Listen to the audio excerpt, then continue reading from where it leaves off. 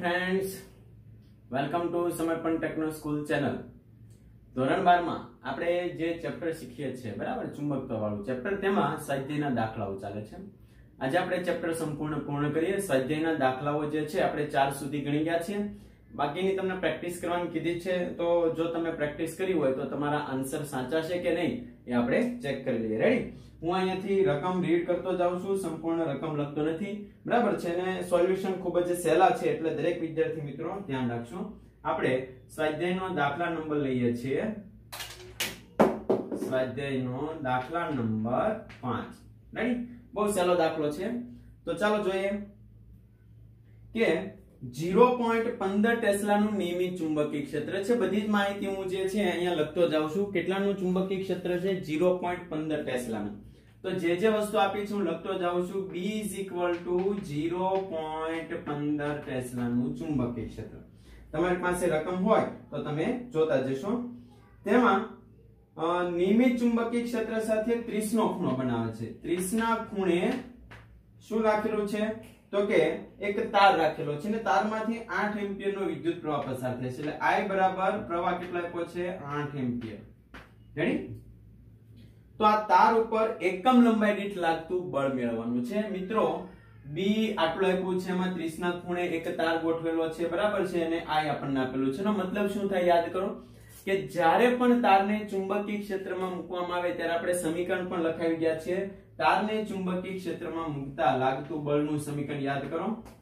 તારને ચુંબકીય ક્ષેત્રમાં મૂકતા બળનું સમીકરણ છે F = I L × B। યાદ કરો મિત્રો। હવે અહીંયા ક્રોસ પ્રોડક્ટ કાઢો એટલે આપણું શું થશે? F = I L B sin θ। એમાં એકમ લંબાઈ દીઠ પૂછ્યું છે એટલે લંબાઈના છેદમાં જે છે F ના છેદમાં L = શું થશે અહીંયા? I B sin θ। રેડી? બહુ સમીકરણ ડાયરેક્ટ આ તમે મૂકી દો તો પણ ચાલે, આ તમે આપણે ખાલી સમજવા માટે થિયરીમાંથી લખેલું છે। તો ચાલો આમાં બધી જ કિંમત આપી છે, આપણે મૂકી દઈએ છીએ। I કેટલો આપેલો છે આપણને? 8 એમ્પિયર। ચુંબકીય ક્ષેત્ર કેટલો આપ્યું છે? 0.15 ટેસ્લા, અને sin 30 ની કિંમત થશે મિત્રો 1/2। તો આ આપણો જે આન્સર જે છે એ તમે મેળવી લેશો, બરાબર છે? તો અહીંયા તમે જોશો 4 5 ચોક 20 એટલે આ થશે 15 ચોક 60.6 ન્યૂટન પ્રતિ મીટર। લો, આ આપણો જવાબ થઈ ગયો। આ દાખલો આપણો પૂર્ણ થઈ ગયો, સ્વાધ્યાયનો 5મો દાખલો। ત્યારબાદ આપણે લઈએ છીએ સ્વાધ્યાયનો દાખલા નંબર 6। બહુ સહેલા દાખલાઓ છે મિત્રો, તમને એક્ઝામમાં પૂછે, બોર્ડની એક્ઝામમાં પૂછે તો તમે ઝડપથી ફટાફટ ગણતરી કરી શકો છો। તો દાખલા નંબર 6 ની રકમ લઈએ અને એને સમજીએ કે 3 સેન્ટીમીટર લંબાઈના તારમાંથી 10 એમ્પિયર વિદ્યુત પ્રવાહ પસાર થાય છે। તો આપણને જે આપ્યું છે સૌપ્રથમ પહેલા લખતા જઈએ। 3 સેન્ટીમીટર લંબાઈનો તાર છે, એમાંથી પ્રવાહ કેટલો પસાર થાય છે? આપણને આપ્યું છે 10 એમ્પિયર પ્રવાહ પસાર થાય છે, જેને કે સોલેનોઇડમાં તેની અક્ષને લંબ રૂપે મૂકેલો છે। મિત્રો સોલેનોઇડમાં આ તારને લંબ રૂપે ગોઠવેલો છે। તો સોલેનોઇડની અંદરનું ચુંબકીય ક્ષેત્ર આપેલું છે B બરાબર 0.27 ટેસ્લા, બરાબર છે? સમજો કે આ રીતે સોલેનોઇડ હોય તો એની અંદર કોઈ L 3 સેન્ટીમીટર લંબાઈનો એક તાર જે છે એનામાં ગોઠવેલો છે। તો આ જે સોલેનોઇડ છે આપણને ખબર છે ચુંબકીય ક્ષેત્ર ઉત્પન્ન કરે। તો સોલેનોઇડનું ચુંબકીય ક્ષેત્ર આટલું છે, તો તાર ઉપર લાગતું બળ મેળવવાનું છે। એનો મતલબ કે તાર જે છે એ ચુંબકીય ક્ષેત્રમાં છે। તો સેમ અહીંયા જે સમીકરણ લગાવ્યું છે એ સમીકરણનો આપણે ઉપયોગ કરી દઈએ। F = I L B sin θ। મિત્રો આમાં એકમ લંબાઈ દીઠ પૂછ્યું નથી, ખાલી બળ પૂછ્યું છે। પ્રવાહ કેટલો આપેલો છે? 10 એમ્પિયર, લંબાઈ 3 સેન્ટીમીટર, 3 × 10⁻²। B ચુંબકીય ક્ષેત્ર 0.27 અને ખૂણો આપેલો છે આપણને લંબ રૂપે। લંબ રૂપે એટલે θ બરાબર કેટલાનો ખૂણો થશે? 90 નો, એટલે આ મૂકી દઈએ છે sin 90। એટલે તાર જે છે સોલેનોઇડમાં લંબ રૂપે મૂકેલો છે। તો ચાલો આ ગણતરી કરી અને જે જવાબ આવે તમે ફટાફટ કેલ્ક્યુલેટરની મદદથી મેળવી દેશો। હું તમને આન્સર લખી દઉં છું કે આન્સર છે 8.1 × 10⁻² ન્યૂટન। જો આન્સર કોઈ પણ રીતે તમને ખોટો લાગે તો એકવાર ગણતરી તમે જોઈને ચેક કરી લેશો। તો બે દાખલાઓ સેમ છે, બરાબર છે, કશું જેમાં અઘરું નથી। તો સ્વાધ્યાયનો દાખલા નંબર 6 અને 5 વ્યવસ્થિત તમે બુકમાં લખી લેશો. બહુ શોર્ટ દાખલાઓ છે, તમને એક્ઝામમાં પૂછે તો તમે ઝડપથી ગણતરી કરી શકો છો. હવે આપણે પછીનો દાખલો લઈએ છીએ, સ્વાધ્યાયનો દાખલા નંબર 7. સ્વાધ્યાયનો દાખલા નંબર 7. ચાલો મિત્રો, તો એમાં જે રકમ આપી છે આ નીટ જેડબલ્યુ નો કોન્સેપ્ટ આધારિત દાખલો છે. તો જોઈ 4 સેન્ટીમીટર અંતરે રહેલા બે લાંબા સીધા અને સમાંતર તાર AB છે. તો આ સમજો A તાર છે લાંબો અને આ સમજો B તાર છે. અહીં લખી દઈએ છે આ તાર A છે અને આ તાર B છે. બહુ લાંબા તાર છે એટલે અનંત લંબાઈના તમે લઈ શકો છો. બરાબર છે. હવે એકબીજાથી કેટલા અંતરે છે તો કે 4 સેન્ટીમીટર. આ બંને જે છે એકબીજાથી 4 સેન્ટીમીટર અંતરે છે. થિયરી મિત્રો યાદ આવશે આપણે કઈ થિયરી છે હું તમને કહેતો જઈશ. તો એકમાં A તારમાં છે એમાં 8 એમ્પિયર પ્રવાહ પસાર થાય છે, B તારમાં છે કેટલો એમ્પિયર પ્રવાહ પસાર થાય છે 5 એમ્પિયર. આવું આપણને આપેલું છે. રેડી? અહીં લખતા જઈએ કે પહેલો તાર છે ને I1 કહી દઉં 8 એમ્પિયર, બીજો તાર છે ને આપણે કહી દઉં I2 જેને 5 એમ્પિયર. બે તાર વચ્ચેનું અંતર આપણે એને થિયરીમાં D લખી ગયા છે જેને 4 સેન્ટીમીટર કહીએ. તો તાર A ના 10 સેન્ટીમીટર લંબાઈના વિભાગ ઉપર લાગતું બળ. આ તાર જે છે એના 10 સેન્ટીમીટર વિભાગ એટલે કે આ લંબાઈ જે છે તારની લંબાઈ આપણે લઈ લઈએ 10 સેન્ટીમીટર. બરાબર છે. તો તાર જે છે એની 10 સેન્ટીમીટર નો જે ભાગ હોય અહીંયાથી કોઈ પણ તારની લંબાઈ ઉપર કોઈ પણ 10 સેન્ટીમીટર અંતરે કોઈ પણ પોઈન્ટ આવતું હોય, બરાબર છે, ઉપર નીચે કોઈ પણ, તો એના ઉપર લાગતું તમને પૂછ્યું છે બળ મેળવો કેટલું થશે બળ. બરાબર છે ને? આ બળ છે એ કેવા પ્રકારનું હોય એ પણ તમારે જણાવવાનું છે. એટલે આપણે લખી દઈએ છે બળ F છે ગોતવાનું છે. બળનું મૂલ્ય ગોતવાનું છે. અને બીજું તમે કહી શકો છો આકર્ષી છે કે અપાકર્ષી. બરાબર? આવું પણ MCQ માં આપણને પૂછે એટલે આપણે લખતા જઈએ છીએ. બંને એક દિશામાં હોય. યાદ કરો બે તારની થિયરી, બે તાર વડે લાગતા બળનું મૂલ્ય. બરાબર છે? આપણું સમીકરણ બહુ સહેલું છે. આખી થિયરી બહુ સહેલી રીતે શીખવાડી છે. તાર A નું ચુંબકીય ક્ષેત્ર હોય, એમાં તાર B આવે તો એના પર બળ લાગે. બરાબર છે? તો બંને ઉપર લાગતા બળનું સમીકરણ છે F = μ0 I1 I2 L ના છેદમાં 2πd. યાદ છે મિત્રો? બસ આમાં કિંમત મૂકે એટલે આપણો જવાબ મળી ગયો. હા, યાદ રાખજો બંને એક દિશામાં હોય તો બંને તારની વચ્ચે લાગતું બળ આકર્ષી હોય. બરાબર છે? આપણે શીખી ગયા થિયરીમાં એક બળ ધન મળતું હતું ને એક બળ કેવું મળતું હતું ઋણ. તો આ બંને બળ છે આકર્ષણ હોય. જો એક ઉપરની દિશામાં હોય એક નીચેની દિશામાં હોય તો બંને વચ્ચે શું થાય? અપાકર્ષી બળ લાગે. રેડી? આ MCQ પૂછે છે એટલે ખાસ ધ્યાન રાખજો. આમાં આપણે કિંમત મૂકી દઈએ 4π × 10⁻⁷. પ્રવાહ આપ્યો છે એકમાં 8 ને એકમાં 5. 8 × 5. લંબાઈ કેટલી આપી છે મિત્રો? તો કે 10 સેન્ટીમીટર. 10 × 10⁻² સેન્ટીમીટર. છેદમાં 2π એમને રહેવા દઈએ અને d કેટલો આપ્યું છે આપણને? d 4 centimetre. બે વચ્ચેનું અંતર 10⁻². તો આના છેદ ઉડાડતા મિત્રો આ જે જવાબ આવે આપણો ફાઇનલ આન્સર છે. ફટાફટ ગણતરી કરી લઈશું. અહીંયાથી 2π ઉડી જશે, ઉપર 2 થઈ જશે, 4 દુ 8 થઈ જશે, અહીંયા છેદ ઉડાડો એટલે 2 થઈ જશે. 2 × 2 4, 5 ચોક 20, 20 અને 10. બરાબર છે? તો એ આન્સર તમારો આવે છે તમે લખી શકો છો અહીંયા કે બળનું મૂલ્ય તમને મળે છે 2 × 10⁻5 અને આ બળ જે છે આપણને મળશે આકર્ષી બળ. બંને એક દિશામાં છે એટલે આકર્ષી બળ મળશે. રેડી? બહુ સહેલો દાખલો છે, આપણને પૂછે છે તો તમે વ્યવસ્થિત રીતે ગણતરી કરી શકો છો. તો ઝડપથી સ્વાધ્યાયનો 7મો દાખલો છે ફટાફટ તમે બુકમાં સમજી વિચારીને લખતા જશો. રકમ આપણે કોઈ લખતા નથી જેથી સમય બચે અને આપણે દાખલાઓ સમય સાથે પૂર્ણ કરી શકીએ અને એ માટે આપણે રકમ રીડ કરતા જઈએ છીએ. 8મો દાખલો. 80 સેન્ટીમીટર લંબાઈનો એક સોલેનોઇડ છે. મિત્રો સોલેનોઇડની લંબાઈ આપી છે 80 સેન્ટીમીટર. બરાબર છે? હવે 5 પાસે 400 આંટા વીંટાળેલા છે. બરાબર? અને 5 આવરણ એવા છે. સમજો કે આમાં 400 આંટા છે, ફરીથી બીજો આવરણ એમાં 400 આંટા, ત્રીજો આવરણ એમાં 400 આંટા, પાંચમું, એમ ટોટલ કેટલા આંટાઓ છે? તો કે 5 આવરણ છે ને એકની અંદર કેટલા આંટા છે? 400. તો ટોટલ આંટાની સંખ્યા કેટલી થાય? તો કે 5 આવરણ છે ને એકમાં 400 છે તો 5 ચોક 20, 2000 ટોટલ આંટાઓ થશે સોલેનોઇડની અંદર. બરાબર છે ને? સોલેનોઇડનો વ્યાસ આપ્યો છે, આપણે લખી દઈએ છીએ વ્યાસ આપ્યો છે આપણને 1.8 સેન્ટીમીટર. જો કે આપણે સોલેનોઇડના જે કાંઈ સમીકરણ શીખી ગયા છે એમાં વ્યાસની કોઈ જરૂરત નથી. સોલેનોઇડમાં પ્રવાહ પસાર થાય છે 8 એમ્પિયર. તો સોલેનોઇડના કેન્દ્ર પર ચુંબકીય ક્ષેત્ર. મિત્રો સોલેનોઇડનું ચુંબકીય ક્ષેત્રનું સમીકરણ ખબર છે. સોલેનોઇડનું ચુંબકીય ક્ષેત્ર યાદ કરો. ચાલો B બરાબર μ0ni/L અથવા μ0 સ્મોલ ni. સ્મોલ n એટલે એકમ લંબાઈમાં આંટાની સંખ્યા. અહીંયા આપણે કિંમત જ આપી છે, મૂકી દઈએ 4π × 10⁻⁷ બરાબર છે. 4π × 10⁻⁷. આંટાની સંખ્યા કેટલા આપી છે આપણને? 2000. પ્રવાહ કેટલા આપ્યો છે? 8 એમ્પિયર. છેદમાં લંબાઈ કેટલી આપી છે? 80 × 10⁻². તો આપણો દાખલો અહીંયા પૂર્ણ થઈ ગયો. આ જે જવાબ આવે મિત્રો તમે કહેશો તો ચુંબકીય ક્ષેત્ર મળે છે આપણને નિયરલી અબાઉટ 2.5 × 10⁻². થશે. રેડી? આ સોલેનોઇડના ચુંબકીય ક્ષેત્રનું સમીકરણ છે. બહુ સહેલું સમીકરણ છે. ગણતરીમાં કશું જ કરવાનું નથી. રકમમાં આપેલા પદ ફટાફટ મૂકતા જાઓ અને કેલ્ક્યુલેશન કરતા જાઓ એટલે બધા જ દાખલાઓ જે ગણીએ છે ખૂબ સહેલા દાખલાઓ છે. ત્યારબાદનો દાખલો જોઈએ પહેલા તમે ફટાફટ આ ગણતરી જોઈ લેશો. તો આપણે સ્વાધ્યાયના દાખલા નંબર 9 ની રકમ લઈએ. બરાબર છે.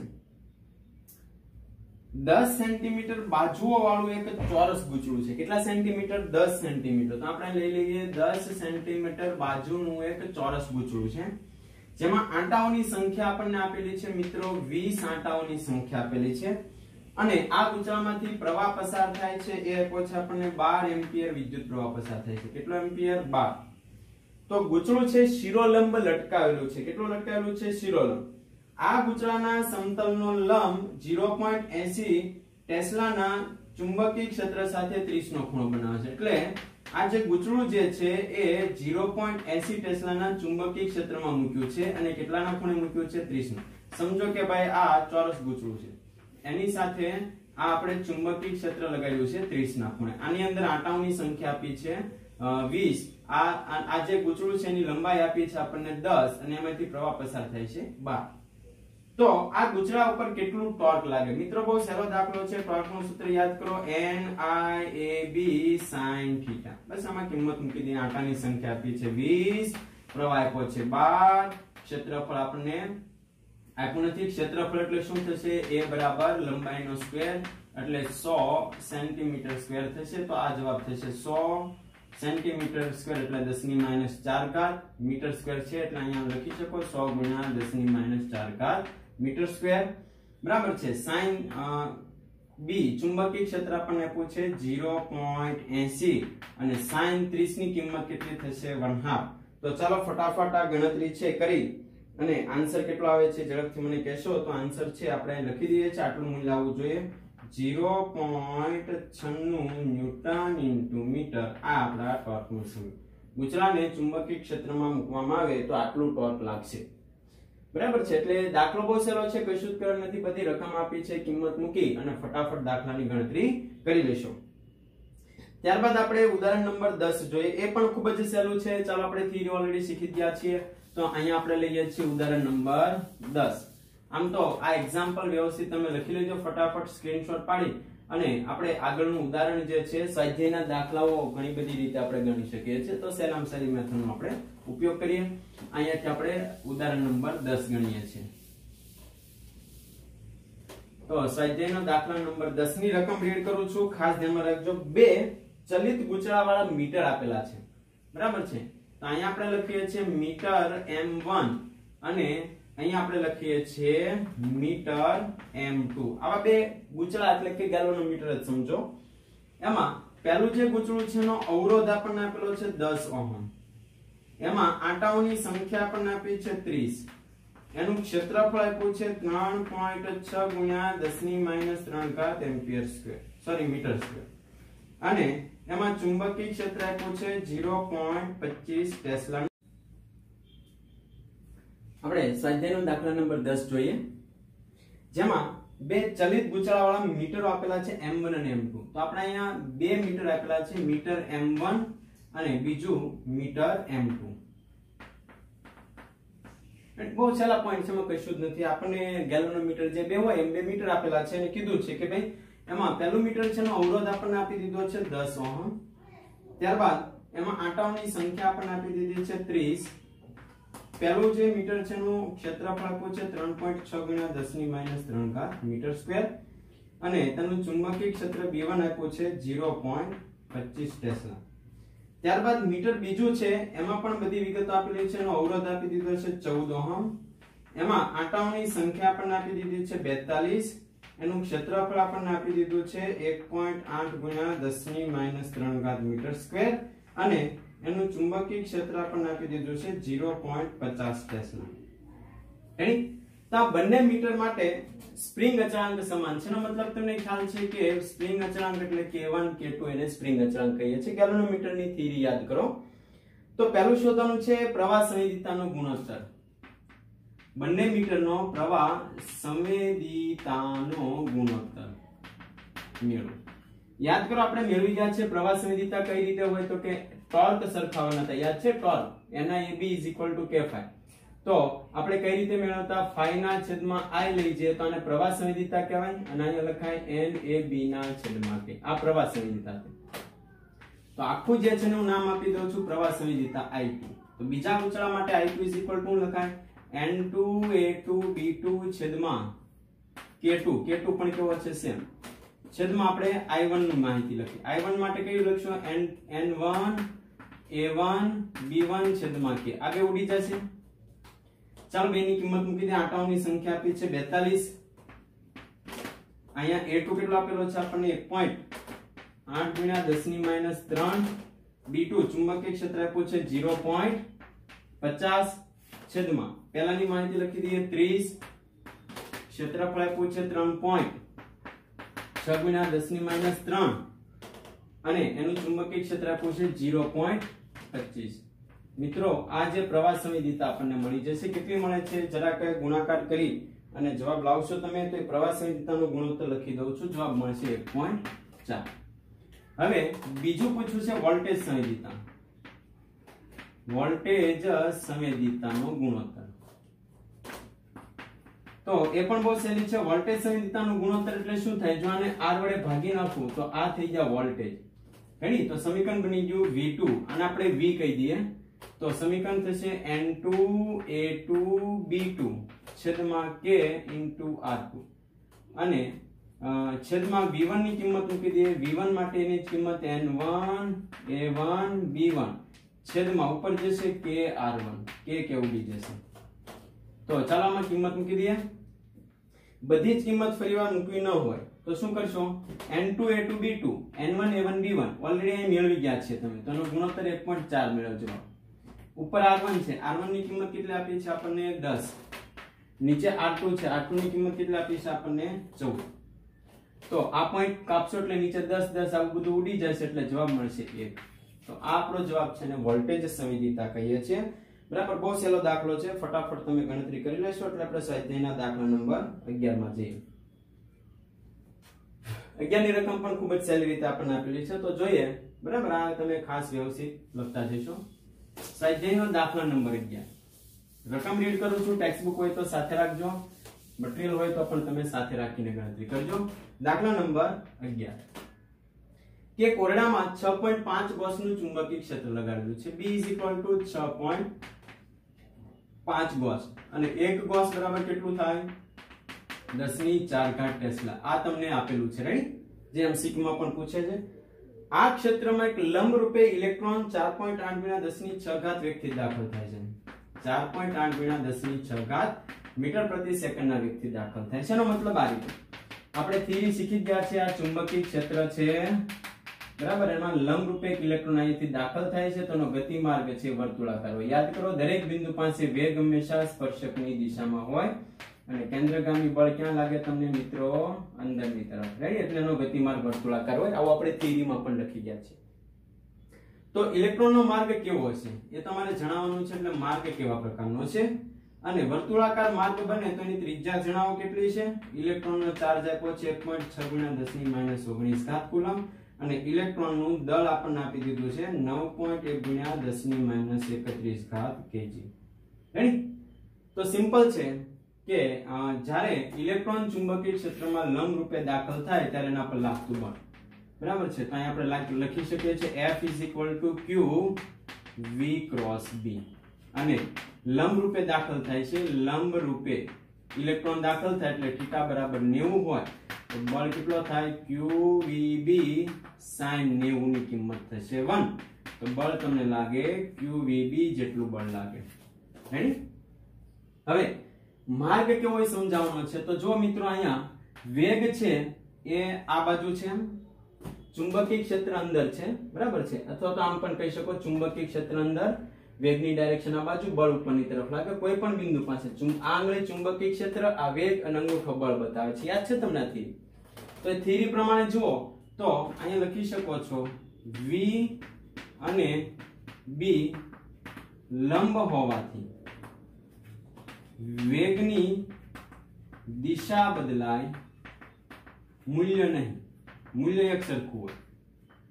આથી બળ કેન્દ્રની દિશામાં લાગે જેથી ગતિમાર્ગ કેવો હોય વર્તુળાકાર. ગતિમાર્ગ કેવો હોય વર્તુળાકાર. બરાબર?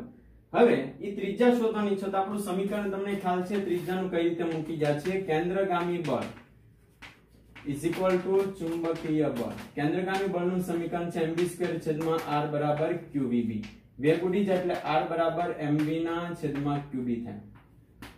m એટલે ઇલેક્ટ્રોનનું દળ આપ્યું છે 9.1 × 10⁻31. ઇલેક્ટ્રોનનો વેગ 4.8 × 10⁶. ઇલેક્ટ્રોનનો ચાર્જ 1.6 × 10⁻19 અને ચુંબકીય ક્ષેત્ર 6.5 × 10⁴ ટેસ્લા પ્લસ. બરાબર છે? તો આ કિંમત મૂકશો એટલે તમને ત્રિજ્યાનો જવાબ છે એ મળી જશે. ફટાફટ કેલ્ક્યુલેટર લગાવશો અને ત્રિજ્યા કેટલી આવે છે મને જરા કહેશો. ત્રિજ્યા આવશે મિત્રો 4.2 × 10⁻2 મીટર. રેડી? તો બહુ સહેલો દાખલો છે, થિયરી આધારિત છે. સ્વાધ્યાયનો દાખલા નંબર 12 પણ આ જ મુદ્દાનો ઉપયોગ કરવાનો છે. તો ફટાફટ તમે એટલું લખી લો એટલે આપણે સ્વાધ્યાયનો દાખલા નંબર 12 જોઈએ. 12 ની અંદર આ જ મુદ્દાનો ઉપયોગ કરવાનો છે, પણ શું મેળવવાનું કીધું છે આપણે જોઈએ છીએ કે દાખલા નંબર 11 નો ઉપયોગ કરો અને એની આવૃત્તિ મેળવો. 12મો દાખલો છે કે આ જે પોઈન્ટ નો ઉપયોગ કરી અને એ વર્તુળાકાર માર્ગે પરિભ્રમણ કરે તો એની આવૃત્તિ f મેળવો.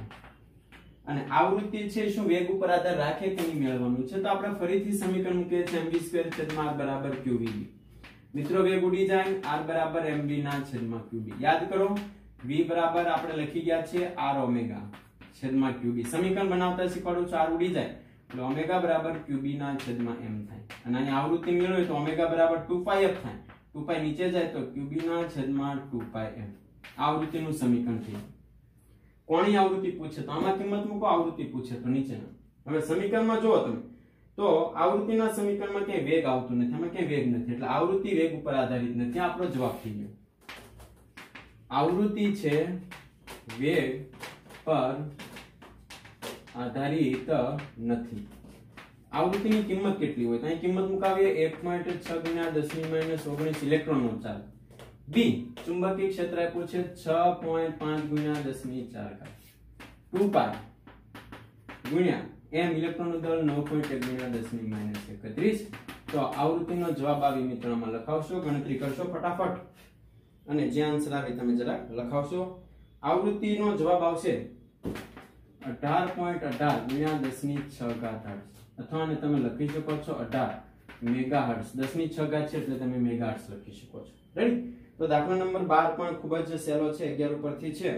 અને લાસ્ટ આપણો એક્ઝામ્પલ જે છે એ આપણે લઈ લઈએ. બરાબર? સ્વાધ્યાયનો દાખલા નંબર છેલ્લો 13 તો એ આપણે લઈએ. અને વધારાના જે દાખલાઓ છે સ્વાધ્યાયના વધારાના દાખલાઓ આ વર્ષે સિલેબસમાંથી કેન્સલ થયા છે. બરાબર છે? જે પ્રેક્ટિસ આપણે કરાવતા નથી તો પણ તમે છતાં એકવાર જો પ્રેક્ટિસ કરવી હોય તો જોઈ શકો છો, બાકી કરવાની જરૂર નથી. આપણે સ્વાધ્યાયનો છેલ્લો દાખલો જોઈએ છે 13.